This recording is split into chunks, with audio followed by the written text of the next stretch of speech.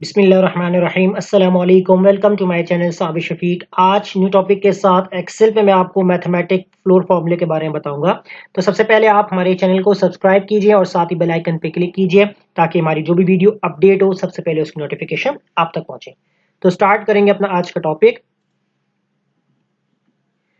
आज के टॉपिक में मैं आपको मैथमेटिक फ्लोर फॉर्मूले के बारे में बताऊंगा।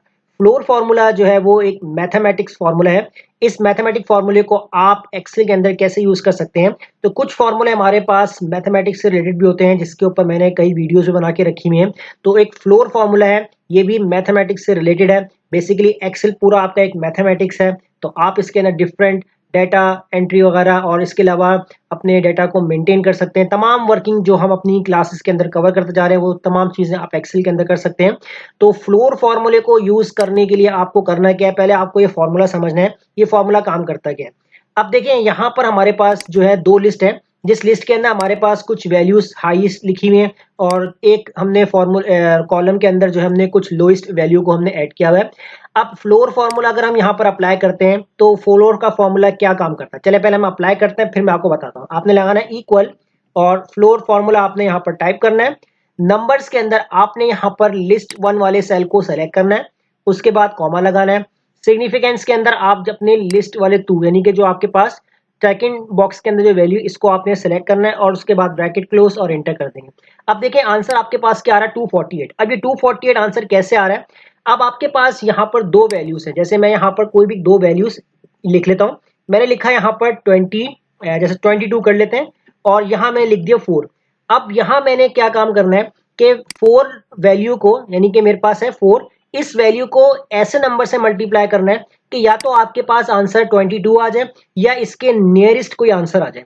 अब देखिए 4 के टेबल में अगर हम टेबल का हम पढ़ते हैं तो 4 के टेबल में 22 तो आता नहीं है, लेकिन अगर हम करते हैं 4 5 जा 20 तो 4 5 जा 20 होता है। इसके बाद अगर हम 6 पे जाएंगे तो 24 हो जाएगा, यानी कि इस वैल्यू से अबव हो जाएगा।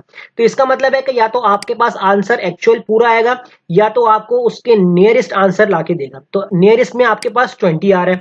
तो अगर हम यहाँ पर अप्लाई करते हैं फ्लोर फॉर्मूला, नंबर्स के अंदर सेलेक्ट करेंगे, इसको कॉमा लगा देंगे और सिग्निफिकेंस के अंदर हमने इसको सेलेक्ट किया, ब्रैकेट क्लोज करके एंटर किया, तो ये देखें आपके पास आंसर क्या आ रहा है, 20 आ रहा है। इसी तरीके से देखें जब 8 का जो टेबल है अगर हम इतनी बार पढ़ें कि आंसर 250 आ जाए या उसके नियरेस्ट आ जाए, तो इसके नियरेस्ट में क्या आ रहा है, 248 आ रहा है। अब इसको हम करेंगे ड्रैग।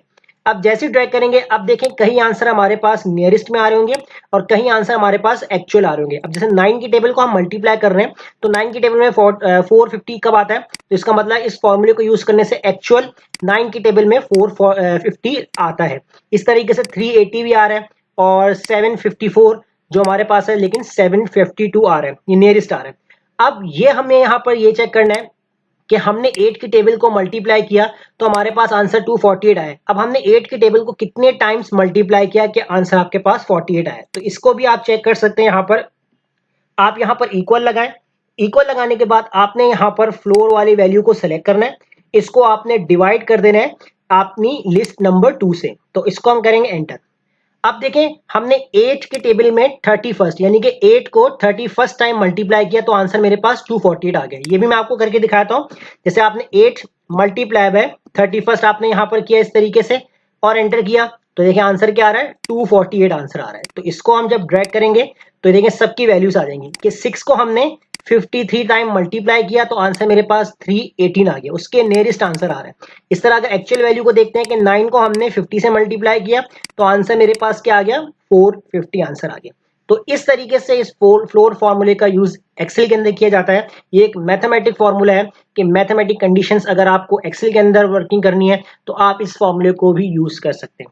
तो ये थी हमारी आज की क्लास। तो वीडियो अच्छी लगी लाइक कीजिए, फ्रेंड्स में शेयर कीजिए और हमारे चैनल को सब्सक्राइब करना मत भूलिएगा। मिलते हैं नेक्स्ट वीडियो में, शुक्रिया।